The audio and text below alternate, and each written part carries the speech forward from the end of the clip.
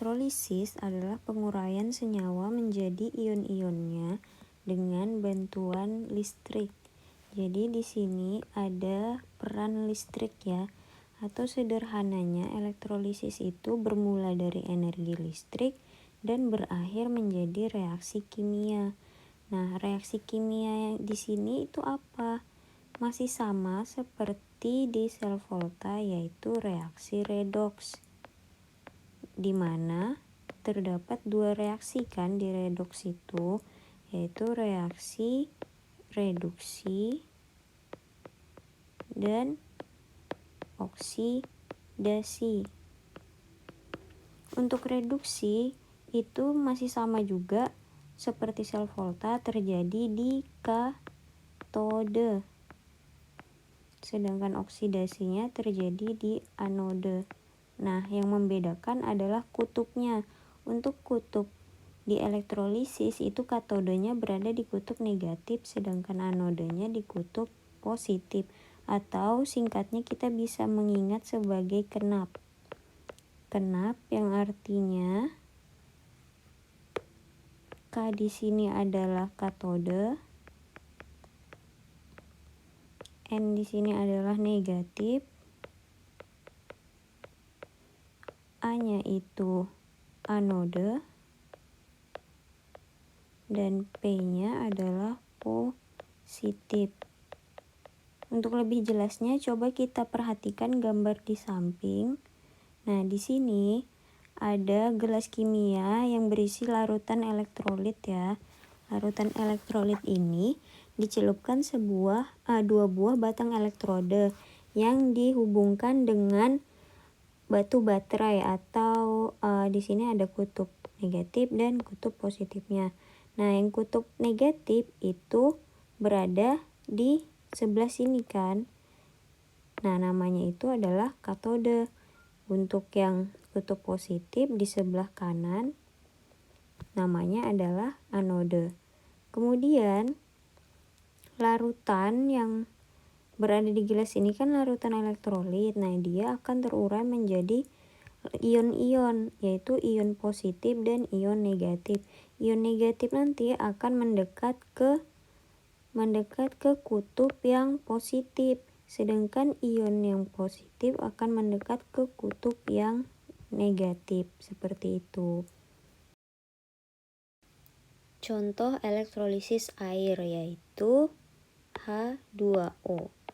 Nah, pada reaksi elektrolisis air itu terjadi reduksi dan oksidasi.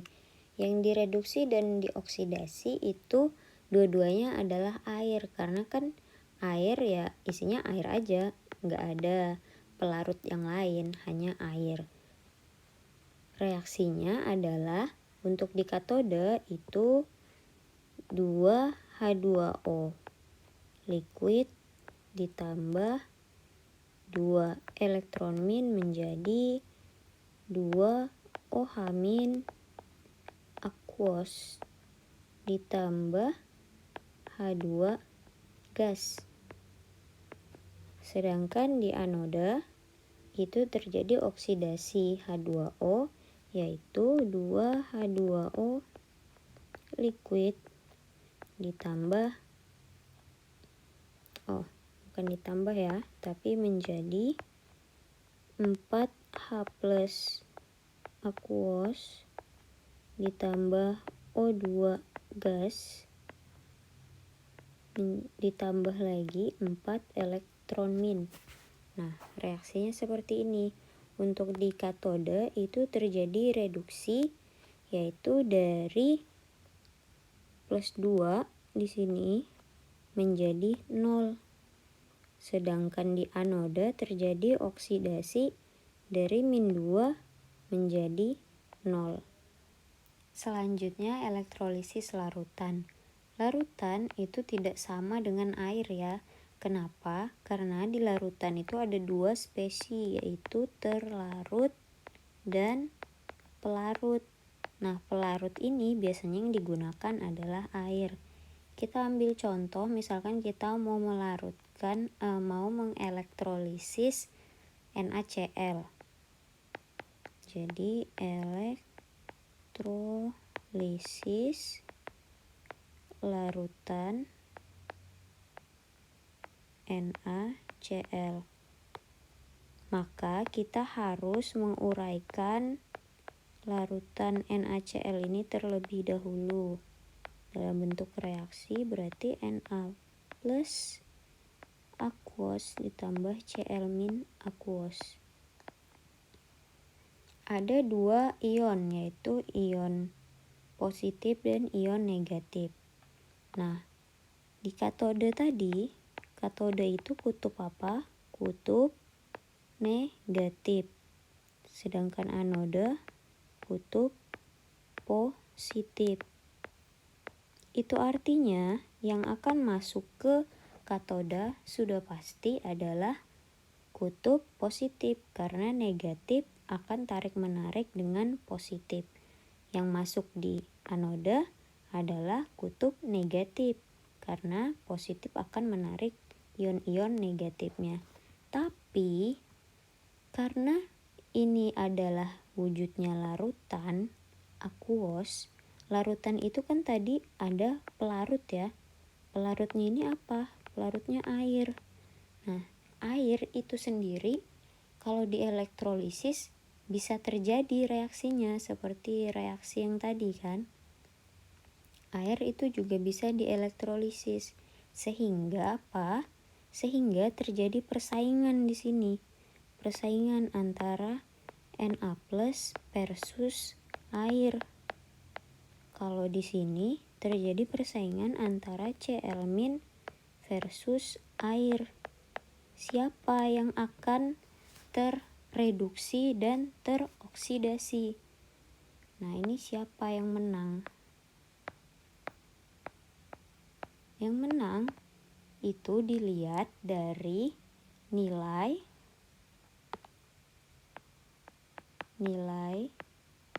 potensial reduksinya.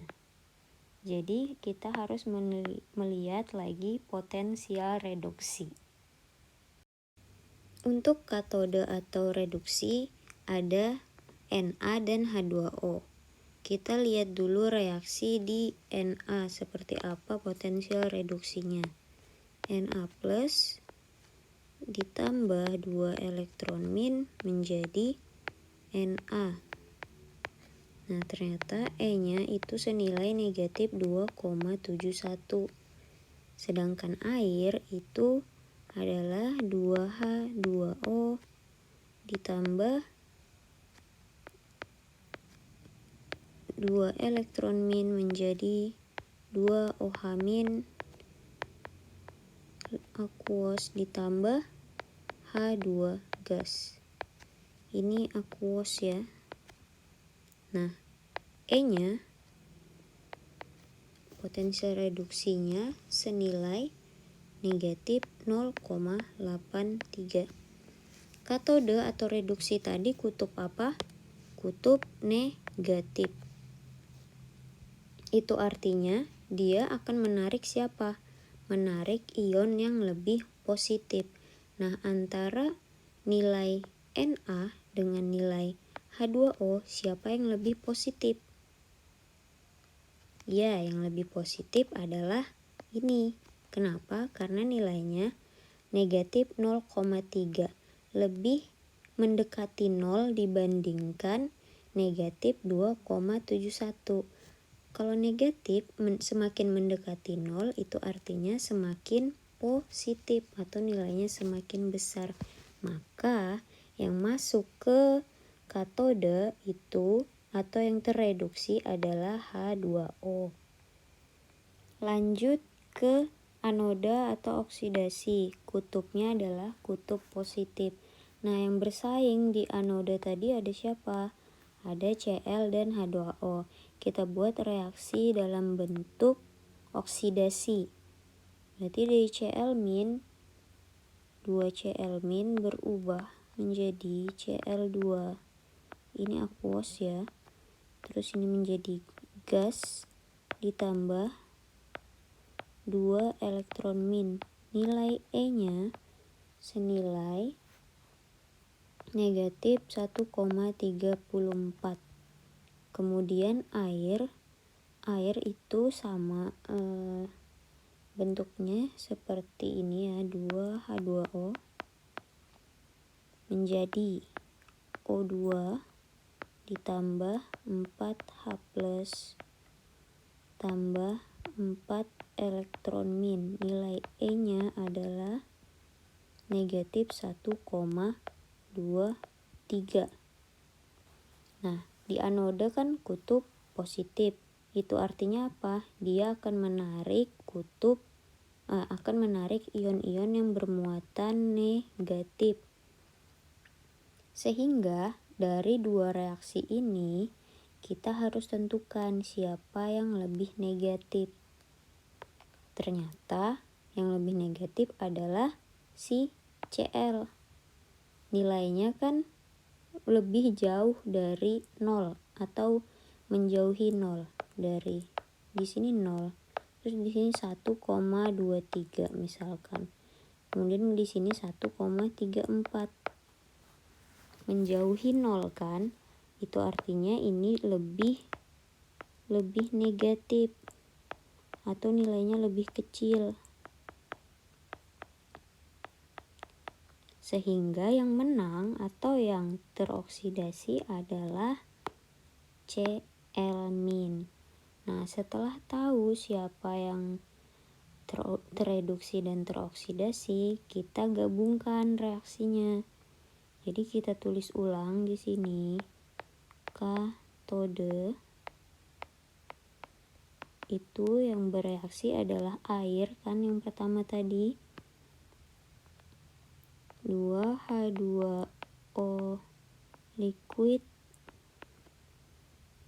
2E- menjadi 2OH- aqueous ditambah H2 gas. Kemudian di anoda ada 2Cl- menjadi Cl2 gas tambah 2 elektron min. Nah, inilah reaksi yang terjadi. Kemudian kita coret seperti penyetaran reaksi redoks di bab sebelumnya. Kemudian kita turunkan 2H2O liquid ditambah 2Cl- aki menjadi 2OH- ditambah Cl2 gas ditambah lagi H2 gas. Inilah reaksi elektrolilisnya.